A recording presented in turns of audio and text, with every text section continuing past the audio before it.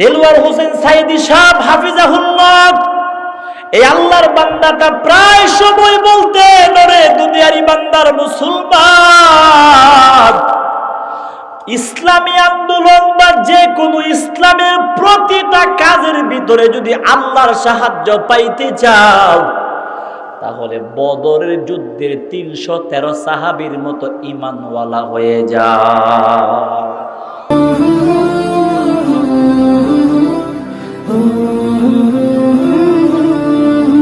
मकबूल तो है शाज़ है काबिल तो बहुत है मकबूल तो है शाज़ है काबिल तो बहुत है ऐ नाक़े मनंदे तो नहीं दिल तो बहुत है ऐ नाक़े मनंदे तो नहीं दिल तो बहुत है तौफीक से होती है ये नेमतों की खजीना हर मर्द की ताकत किया और है निशाना ऐ बंदे खुदा चाहूगार उनकी मुलाकात जल्दी से अब उठे सुनो हज़रतों की नसीहत जल्दी से अब उठे सुनो हज़रतों की नसीहत मरण থেকে যতই পালাও মরণ তোমায় লইবে ঘিরি যদিও সুদূর আকাশ পড়ে লুকাও সেটাই লাগিয়ে সিঁড়ি আইনামা তাকুনু ইউদরিকুমুল মাউত ওয়ালাউ কুনতুম ফি বুরুজিম মুশাইয়াদা। আল্লাহ তাআলা বলে বান্দা রূহের জগৎ থেকে আমি আল্লাহ তোমার আপন। আল্লাহ বলে রূহের জগতে আলমে আরওয়াহে আমি আল্লাহ তোমার আপন। আলমে আরহামে মায়ের পেটের জগতে আমি আল্লাহ তোমার আপন। 10 মাস পর্যন্ত মায়ের পেটে ছিলে আমি আল্লাহ ছাড়া তোমার আপন কেউ ছিল না। তোমার মা তোমাকে পেটের ভিতরে খানা খাওয়াইতে পারতো না, পারতো নি? আল্লাহ তাআলা বলে বান্দা সাধারণ পানির মধ্যে তুমি লাগাতার কয়েকদিন থাকার পরে তোমার ঠান্ডা লেগে যায়। মার পেটের ভিতরে 10 মাস পর্যন্ত পানির একটা থলির মধ্যে আমি আল্লাহ তোমাকে রাখলাম, ঠান্ডা লাগতে দেই নাই। মার পেটের ভিতরে আমি আল্লাহ ছাড়া তোমার আপন কেউ নাই, তোমার আপন কেউ ছিল না, আসেননি? আল্লাহ বলেন মায়ের পেটের ভিতর থেকে তুমি যেদিন দুনিয়াতে আসবা ওই সময়টার ভিতর আমি আল্লাহ তোমার আপন। ওয়াল্লাহু আখরাজাকুম মিন বুতুনি উম্মাহাতিকুম লা তা'লামুনা শাইআ। আল্লাহ বলেন, কথাগুলি বুঝতেছেন তো ইনশাআল্লাহ নাকি? আল্লাহ তাআলা বলেন তোমরা নিজে নিজে মায়ের পেটের ভিতর থেকে দুনিয়াতে আসো না, আমি আল্লাহ তোমাদেরকে মায়ের পেট থেকে দুনিয়াতে আনলাম, বের করলাম। আল্লাহ তাআলা বলে গোলাম যখন আমি আল্লাহ তোমাকে মায়ের পেট থেকে বের করলাম ওই সময় তুমি লা তা'লামুনা সে কিছুই জানতা না। তোমার মাকে তুমি জানতা না, তোমার বাবার পরিচয় তোমার জানা ছিল না, তোমার ভাইয়ার পরিচয় তোমার জানা ছিল না, এমপি কে তুমি জানতা না, মন্ত্রীকে তুমি জানতা না, তোমার আপন পর কি সে তুমি জানতা না। আল্লাহ বুঝাইতে চাই বান্দা তোমার চোখ ছিল কিন্তু পরিপূর্ণ দেখার ক্ষমতা ছিল না, হাত ছিল ধরার ক্ষমতা ছিল না, পাও ছিল কিন্তু হাঁটার ক্ষমতা ছিল না, আকল ছিল কিন্তু আকল দিয়া আকল কাটাইয়া কাটাবার ক্ষমতা ছিল না, তোমার দিল ছিল কিন্তু ফিকির করার চিন্তা ছিল না। আল্লাহ তাআলা বলে বান্দা মার পেটের ভিতর থেকে দুনিয়াতে আসার ক্ষেত্রে আমি আল্লাহ তোমার আপন। আমি আল্লাহ তোমার আপন না হইলে মায়ের পেটের ভিতর থেকে দুনিয়াতে আসতে পারতা না। আল্লাহ তাআলা বলে কেন জানো?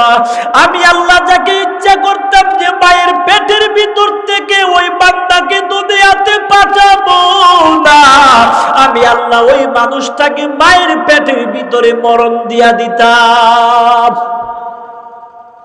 আর আমি আল্লাহ যাকে ইচ্ছা করতাম মায়ের পেটের ভিতর থেকে তোকে দুনিয়াতে পাঠাবো, আমি আল্লাহ ডেলিভারির সময় তোর মাকে আমি আল্লাহ এমন একটা অবস্থা দান করলাম। আল্লাহ তাআলা বলে এটা আমার কুদরত, আমি আল্লাহ ছাড়া কেউ বুঝবি না। আমি আল্লাহ তাআলা আস্তে করে তোমাকে সুন্দর করে মায়ের পেটের ভিতর থেকে দুনিয়াতে আমি আল্লাহ বের করে দিলাম। নবীর উম্মতের দল, আল্লাহ তাআলা বলে এটা আমার কুদরত।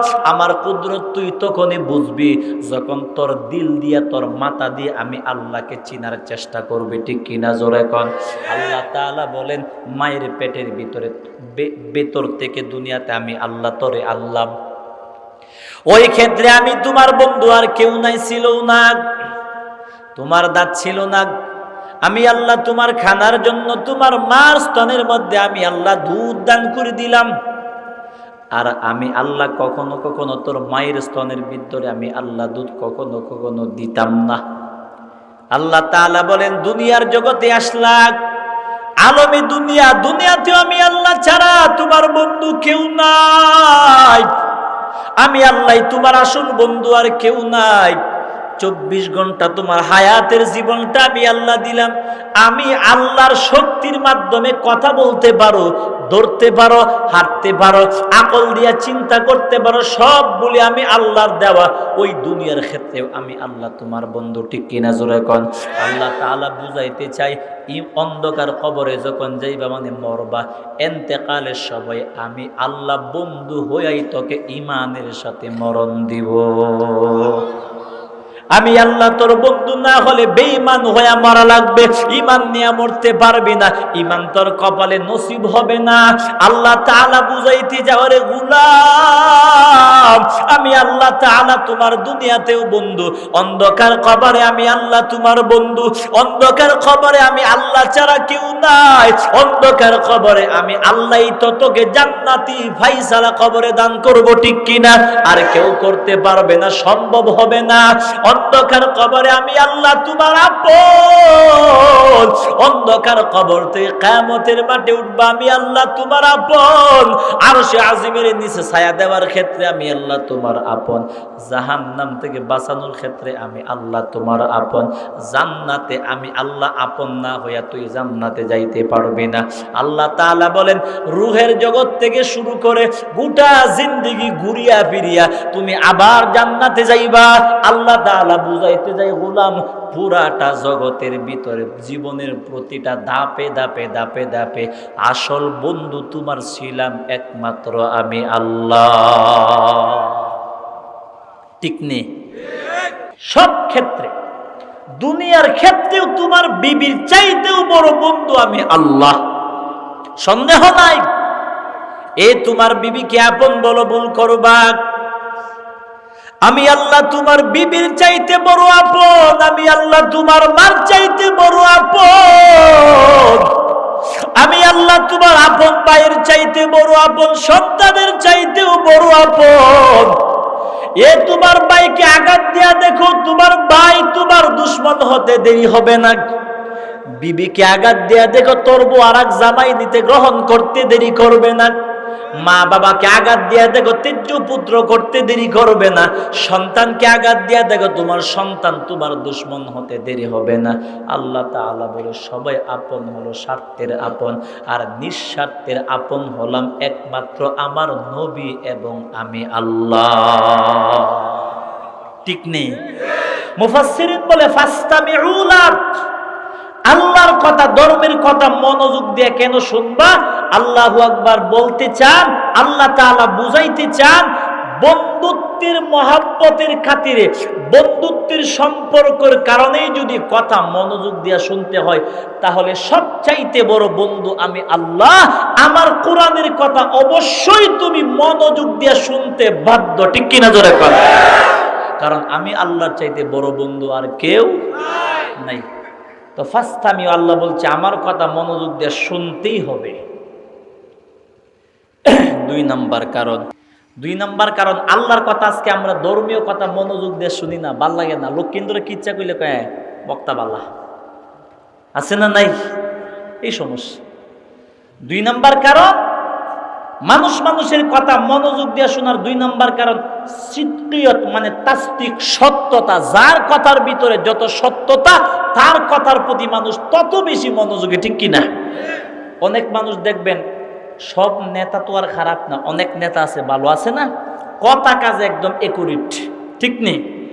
দেখবেন অনেক নেতা ভাষণ দিলে ওই তার যে শ্রোতা ওরা একদম পাগল, হের কথা কাজে মিল নেবে, এর কথা হইতে লাভ নেই। আর কিছুক্ষণ পরে আর এক নেতা ভাষণ দিলে না, উনার কথা শুনতে হবে, কারণ উনার কথার ভিতরে সত্যতা আছে, মিথ্যা কথা বলে না। তাহলে বোঝা গেল যার কথার ভিতরে সত্যতা পাওয়া যায়, মানুষ তার কথার ভিতরে মনোযোগ বেশি না কম? কথা কই না, বেশি না কম? আল্লাহ তাআলা বলেন, ওয়ামান আসদাকু মিনাল্লাহি হাদিসা, ওয়ামান আসদাকু মিনাল্লাহি কিলা।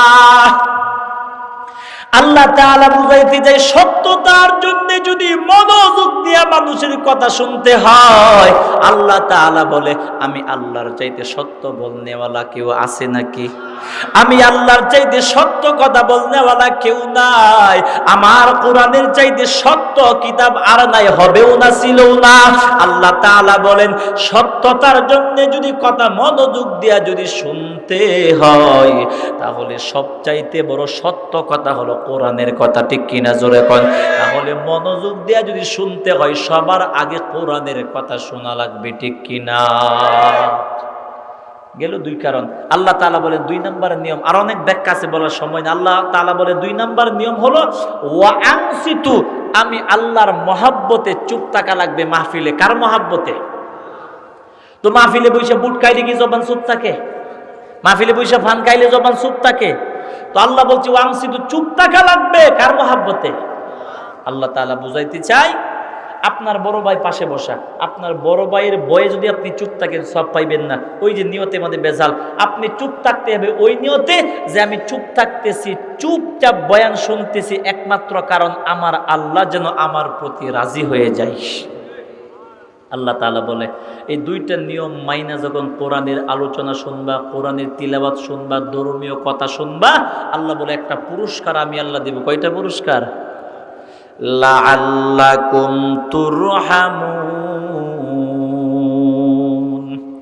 আল্লাহ বলেন আশা করা যায় রহমত প্রাপ্ত বান্দা আমি আল্লাহ তোমাদেরকে বানায় দেব। কি প্রাপ্ত বান্দা? রহমত প্রাপ্ত বান্দা। দেখেন হাদিস শরীফে নবী বলেন, রহমত প্রাপ্ত বান্দাদের সারা জীবনের সব বিপদ মুসিবতের জিম্মাদার একমাত্র আল্লাহ নিজে হয়ে যায়। এই জন্য আমি যদি রহমত প্রাপ্ত বান্দা হতে পারি, তাহলে আমাকে মানুষ যত বিপদে ফেলার চেষ্টা করুক, আমার জিম্মাদার থাকবে কে? আল্লাহ তাআলা। এই বিশ্বাসটা আমার ভিতর রাখতে হবে, মনকে বুঝাইতে হবে, মন রহমত প্রাপ্ত বান্দা হও, সঠিক ইমানদার হও। দেখেন আর একটা কথা বুঝেন, ওয়া কানা হাক্কান আলাইনা নাসরুল মুমিনিন।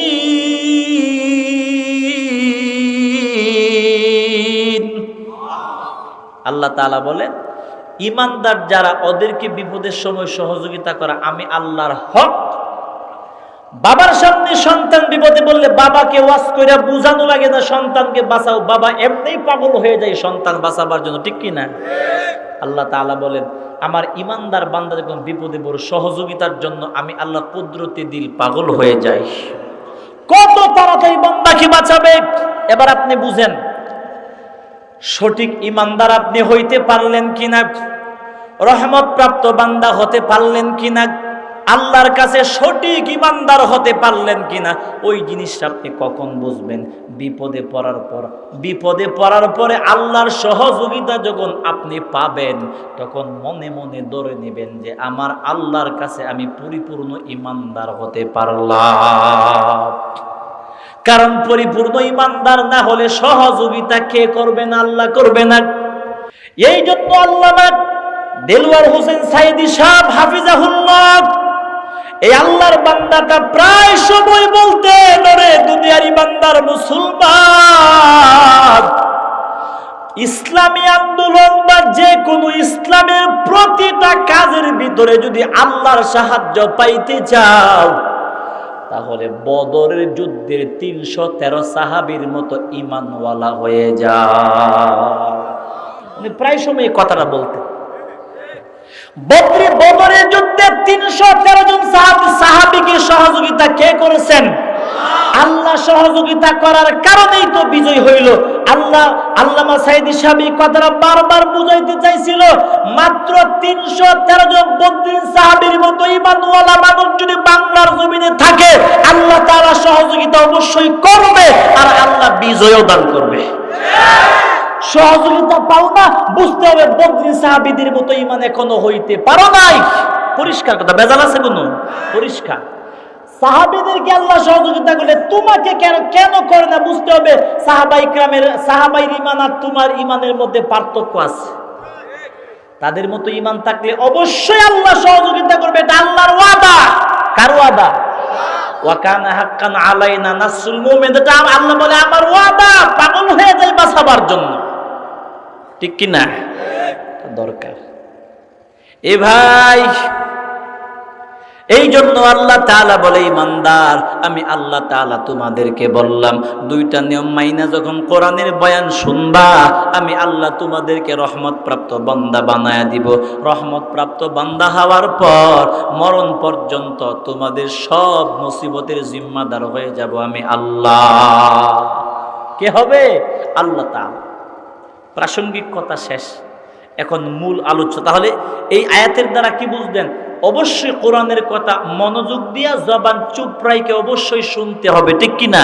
তাহলে বরকত কে দিবেন? এটা আল্লাহ ডাইরেক্ট বলছে, বরকত আল্লাহ তাআলা দিবেন।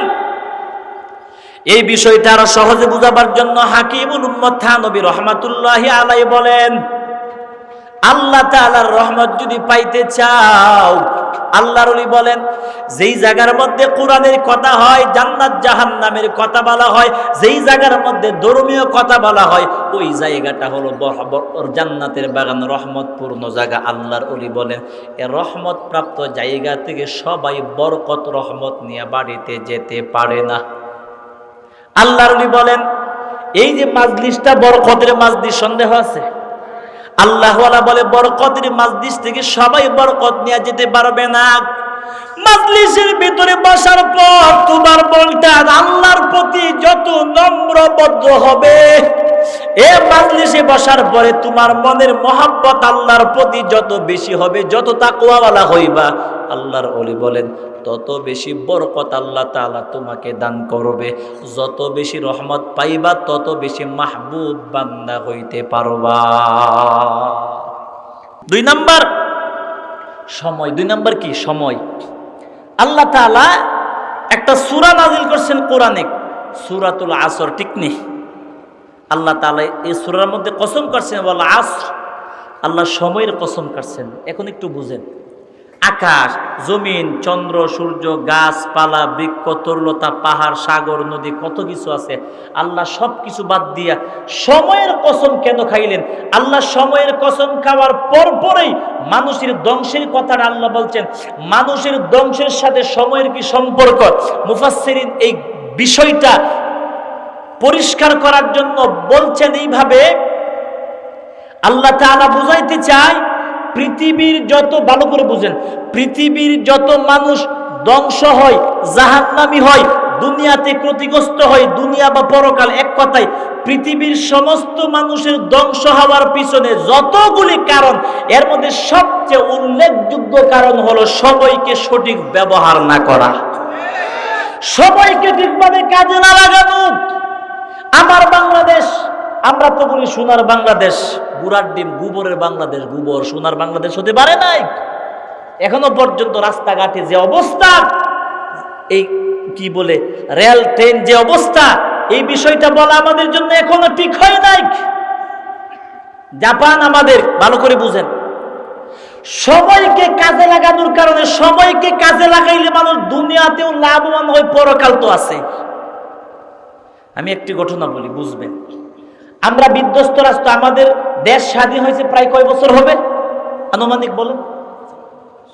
প্রায় 49 বছর। ভালো করে বুঝেন, আমরা কত বাঙালি জাতি তো কারে বাস দিতে পারবো ওই গবেষণা ছাড়া আর কোনো গবেষণা মাথার নাই। একজনে ভালো একটা উন্নত স্থানে চলে গেছে, ভালো একটা বড় বিল্ডিং করছে, এখন আমার ভিতরে কুত্তা কামড়াইতেছে, হিংসা।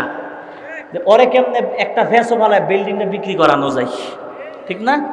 একজন মানুষ মনে করেন বক্তার জগতে একটু উপরে উঠে গেছে, কথার কথা, এখন আমার ভিতরে টুসটু শুরু হয়েছে, ওরে কেমনে না মানু যায়। এই যে একটা হিংসা আমাদের ভিতরে, আমি চিন্তা করে ভাই না, হারে এই অবস্থা যদি আমাদের চলতেই থাকে তো ইহুদি খ্রিস্টান বাংলাদেশে হিন্দুরা আমাদেরকে কয়েকদিন রাস্তাঘাটে মানে তাফরাইব হিন্দুরা। ইসকন, একটা হিন্দুদের সংগঠন ইসকন যেই বাড়া বাড়ছে, মাশাআল্লাহ, আফসোস একমাত্র আমাদের কারণ, আমাদের অনৈক্যর কারণ।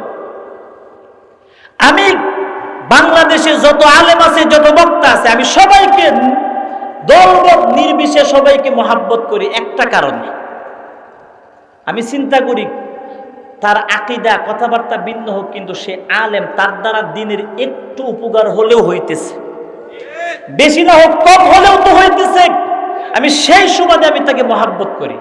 তার ভুল ত্রুটি থাকলে আমি দ্বীনের মহাব্বতে, উম্মতি মুহাম্মদী, সে আমার মুসলমান ভাই, ওই নিয়তে আমি তাকে তার ভুলগুলি আমি শুধরানোর চেষ্টা করব। আর গুতা দেয় কুসায় যদি বলি, ভুল সংশোধন হয় না, আরো বাড়ে।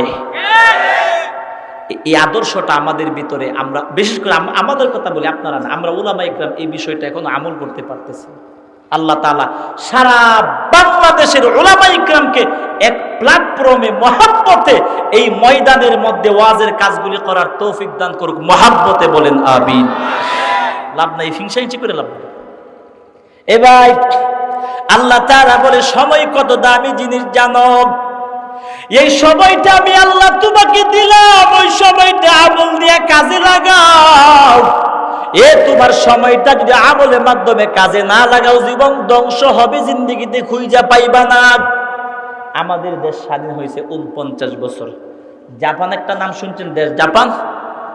এই জাপান কিন্তু আমাদের মতো যুদ্ধ বিধ্বস্ত রাষ্ট্র। জাপান স্বাধীন হয়েছে আরো কম বয়স, আমরা 49, তারা মনে 40, আরো কম হবে। জাপান, মালয়েশিয়া, তারাও যুদ্ধ বিধ্বস্ত রাষ্ট্র, কিন্তু আমরাও যুদ্ধ বিধ্বস্ত রাষ্ট্র। আমরা কই আর্থিকভাবে জাপান কই, তুলনা আছে কোনো? বিশ্বের যত দামি দামি গাড়ি সব মেড ইন জাপান, ঠিক কি না? কথা কই না? ওরা এত উপরে উঠলো, জাপান এত উঠে গেল কেন? একমাত্র সময়কে সঠিকভাবে ব্যবহার করার কারণে। আর আমরা সরকারি চাকরিজীবী শতকরা 99টা তো বাটপার। অফিসে যাবার কথা 10টা, 12টার সময় অফিসে যাবার, বাইর ছুটি মনে করেন 5টা পর্যন্ত অফিস খোলা, 3টার সময় পড়ে আছে না নাই? আমি একবার এক রেল স্টেশনে গেছি, রেল স্টেশন মাস্টার আছে না, স্টেশন মাস্টারকে জিজ্ঞাসা করবো যে গাড়ি কখন আসবে, না কাগের কথা কয়, মাস্টার নাই, কই গেছে? বাড়ি চলে গেছে। আরে কি বলেন, কয়টা বাজে? বাড়ি চলে গেছে তো গেছে, কি করব? এই সময়কে আমরা কাজে লাগাই? কাজে লাগাই না। আফসোস, 12টার গাড়ি আসে স্টেশনের মধ্যে 2টার সময়, ঠিক কিনা? 12টার গাড়ি 2টার সময়, আর একটু ফ্যাসফুস লাগলে তো 4টার সময়, অসুবিধা নেই। এই সময়, আমাদের সময়ের গুরুত্ব এটাই দেই, আমরা সময়কে কাজে লাগাই না। কোন এমপি মন্ত্রী একটা সমাবেশ থাকলে এমপির ভাষণ দেওয়ার কথা 12টা, এমপি দিনের 3টার সময় নাক কসলাইতে কসলাইতে বের হয়। তার সময়কে ঠিকভাবে সে বক্তৃতা না দেওয়ার কারণে তার জন্য শত শত গাড়ি রাস্তা, পুরো রাস্তাঘাট সব বন্ধ। তোমার তো বোঝা উচিত, আমি সঠিক টাইমে সময় মতো ভাষণ দিব। সময় মতো ভাষণ দিতে পারলে আমার ভাষণ শেষ, রাস্তাঘাট খোলা হয়ে যাবে, রাস্তাঘাট আটকা জাম থাকবে না, মানুষ কষ্ট পাবে না। আমার সময়কে আমি অবহেলা করার কারণে, আমি একলা মানুষ সময়কে অবহেলার কারণে আমার জন্য শত শত হাজার মানুষ কষ্ট করতেছে। ওই মানুষের কষ্টে বদদুয়া লাগবে, তা লাগবে। কষ্ট পাইতেছেন? আমি কথা বলি আমার নিজস্ব তবিয়তে, আমি কোনো রাজনৈতিক দল করি না, আমি সুজা মানুষ, সব যা বাস্তব যেটা বলতেছে, অসুবিধা আছে? পরিষ্কার কথা। জাপানে একটা খেলা হয়েছিল, ক্রিকেট খেলা। কি খেলা? ক্রিকেট খেলা। আজ থেকে প্রায় 14 বছর আগে একটা পত্রিকার মধ্যে আসছিল। বর্তমানে কিন্তু জাপানে কোনো ক্রিকেট খেলা নাই, আছে? ফুটবল আছে, জাপানে ক্রিকেট খেলা নাই। কেন নাই? এই ক্রিকেট খেলাটার এই টাইমের কোনো স্টেশন নাই, আনলিমিটেড, ঠিক কি না? 2 ঘন্টা আপনি বলতে পারবেন না, 4 ঘন্টা হইতে পারে, 5 ঘন্টা হইতে পারে, মানে আনলিমিটেড। উইকেট আর ওভার যতক্ষণ আছে চলো ইসরাফিল সিংহাই ফু দেওয়ার আগ পর্যন্ত, ঠিক না অবস্থাটা? দেখেন, সময়কে কাজে লাগানোর কারণে মানুষ আল্লাহকে তো পাইবেই, দুনিয়াতেও তো লাভ। বাস্তব প্রমাণ জাপানের প্রধানমন্ত্রী দেখলো, কি ব্যাপার, হাজার হাজার মানুষ এখানে ভিড় জমাইছে, ব্যাপার কি? ও স্যার, এখানে এই ক্রিকেট খেলা হইতে থাকো, সর্বনাশ, শেষ কখন হবে আল্লাহ জানে, শিওর নাই, মানে ঈশ্বর, এটা তো খ্রিস্টান, আল্লাহ জানে, মানে এটা কখন শেষ হয় বলা যায় না, না। তাহলে যেই খেলার নির্ধারিত কোনো টাইম নাই, ওই খেলা আমার দেশে আমি রাখবো। তাহলে কি হবে? আমার দেশের অফিস আদালতে চাকরিজীবীরা অফিস ফাঁকি দিয়া খেলা দেখবো, আমার দেশের কলেজ ভার্সিটির ছেলে মেয়েরা ক্লাস বাদ দিয়া, লেখাপড়া বাদ দিয়ে খেলা দেখবো, কৃষক ক্ষেতের কাজ বাদ দিয়ে খেলা দেখবো, আনলিমিটেড। তখন ওই যে লাত্তি দিয়া দৌড়াইছেন ক্রিকেট খেলা 14 বছর আগে জাপান থেকে, একমাত্র সময়কে বাঁচাবার জন্য, ঠিক কিনা? সময়কে বাঁচানোর জন্য ক্রিকেটকে লাত্তি দিয়া দৌড়াইছে। আর আমার বাংলাদেশের তার একবার জামাইয়ের মতো টাইট করে ধরছে। এটারে আল্লাহ টাইট করে যেমন দর্শস, বাপটা নিতাছি মাটির নিচে, যাও উন্নত হইতাছে, পারবা না। এখনো বিশ্ব ব্যাংকের খবর জানেন, শেয়ার মার্কেটের খবর জানেন আপনারা? কোটি কোটি টাকা ঋণ। আর ভাষণ, এমপি মন্ত্রী ভাষণ দিলে আমাদের দেশ আগাইতেছে, গুড়ার ডিম আগাইতেছে। হিসাবটা লয়ে বসো না, এক একটা এমপি মন্ত্রী হাত তুলে দৌড় মারবো হিসাবটা লয়ে বইলে।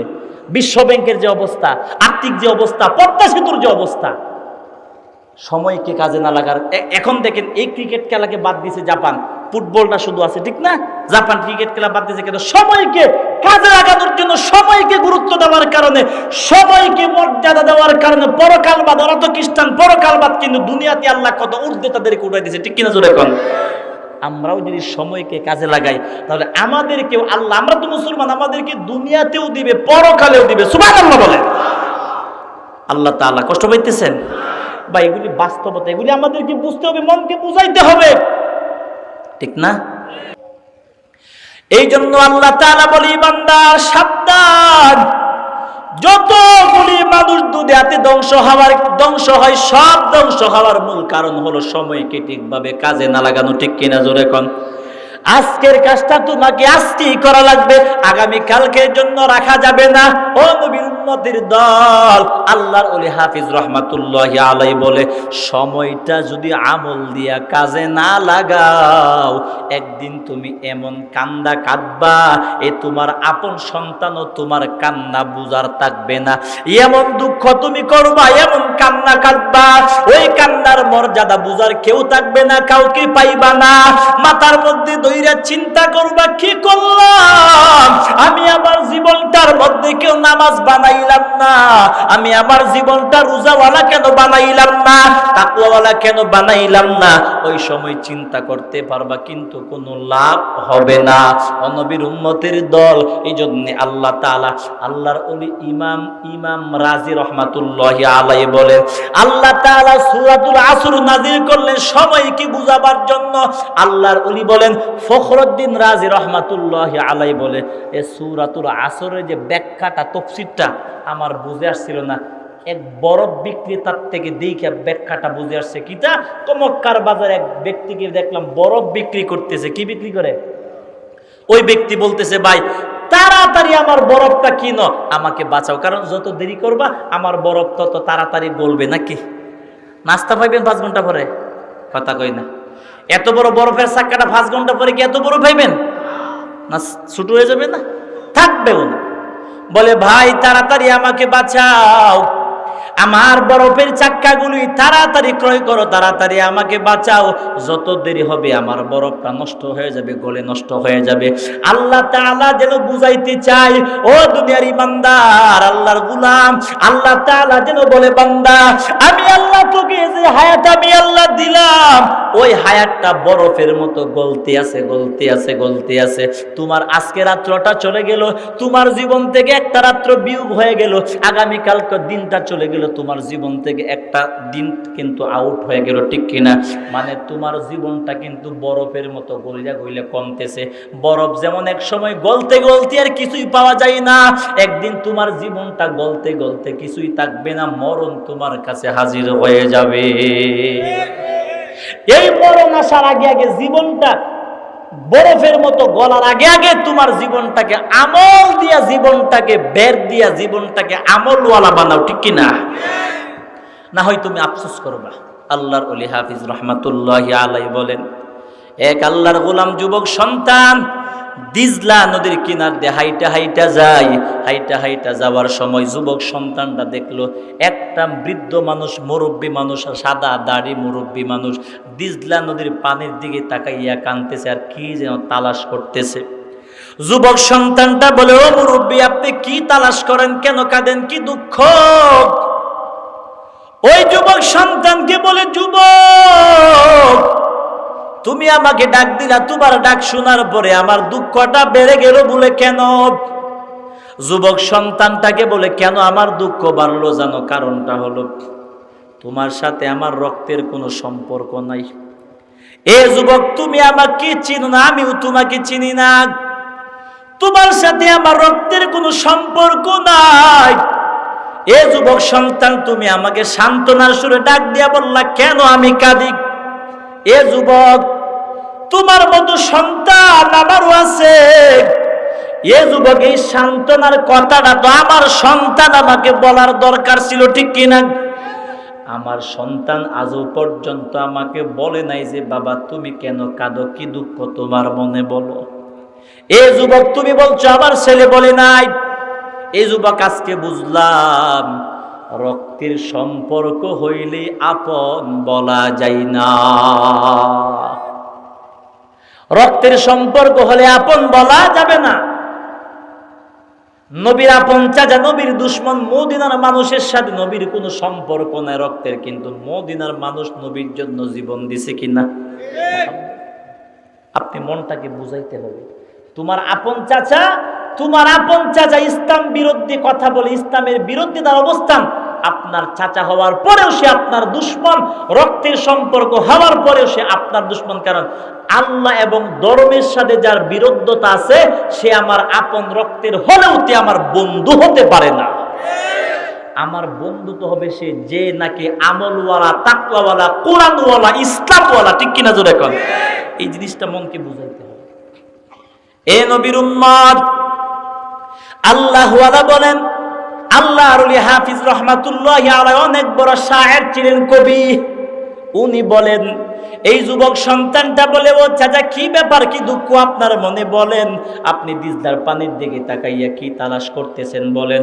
যুবক সন্তানকে বলে, যুবক রে, আল্লাহু আকবার, আমি দিজলার পানির দিকে তাকায় দেখলাম এই যে দিজলার পানি চলছে তো চলছেই, ওই দিজলার পানি কাহার জন্য থামে না। দিজলার পানিকে যদি কেউ বলে দাঁড়াও, দিজলার পানি দাঁড়াবে না, চলছে তো চলছেই। এই যুবক সন্তান, আমি চিন্তা করলাম, আল্লাহ তাআলা আমাকে যৌবন দিয়েছিল তোমার মতন, আমার যৌবনটা চলে গেল কোন দিক দিয়ে বুঝতে পারলাম না। এই দিজলার পানির মতো আমার জীবনটা কোন সময় বিদায় হয়ে গেল বুঝলাম না।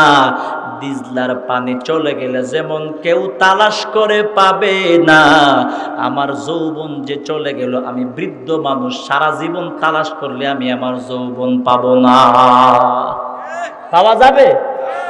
এ যুবক, আমার এক কান্নার 2 নাম্বার কারণ অন্ধকার কবর। অন্ধকার কবরে আমার নামাজ নেই, ইবাদত বলতে কিছু নাই, এই জন্য আমি কাঁদতেছি। যুবক সন্তান, আমার কথা চিন্তা বাদ দাও, কোনো লাভ নাই। তোমার যৌবন এখনো আছে, ইচ্ছা করলে 20 রাকাত নামাজ পড়তে পারবা, অসুবিধা হবে না। কিন্তু আমি মুরব্বী, 2 রাকাত পড়লে ওযু নষ্ট হয়ে যায়, আছে না নাই? পারবো না, ইচ্ছা করলেও পারবো না, কারণ আমার যৌবন চলে গেছে, আমার যৌবনটা দিয়েছিল আমার আল্লাহ। এ যুবক, তোমার জীবনটা কাজে লাগাও, আমলওয়ালা বানাও। আমার মতো যদি জীবন চালাও, এই দিজলার কিনারে তুমিও কাঁদবা। এ যুবক, তোমারে কেউ সান্ত্বনা দিবে না। ওই কথা বলার পরে যুবক সন্তানটা বই পাইয়া পাহাড়ের গুহার মধ্যে গিয়া বলে, আল্লাহ তাআলা, আমি আমার যৌবন কালটা আল্লাহ নবী এবং তোমার ইবাদতের জন্য ওয়াকফ করে দিলাম। এই যুবক বাড়িতে গিয়া বউরে কইছে, সাবধান, আল্লাহর ইবাদতের মধ্যে বাধা হইয়া দাঁড়ায় না, সাবধান। সন্তানকে বলছে ইবাদতের মধ্যে বাধা হয়ে দাঁড়ায় না, কারণ অনেক স্বামী আছে আমলওয়ালা হতে যায়, বিবি বাধা হওয়ার কারণে স্বামীটা আমলওয়ালা হতে পারে না, আছে না নাই? অনেক বাবা আছে আমলওয়ালা হতে যায়, কিন্তু সন্তানের জন্য আমলওয়ালা হতে পারে না। এই জন্য যুবক বলে, সাবধান, আমলে বাধা হইয়া দাঁড়ায় না।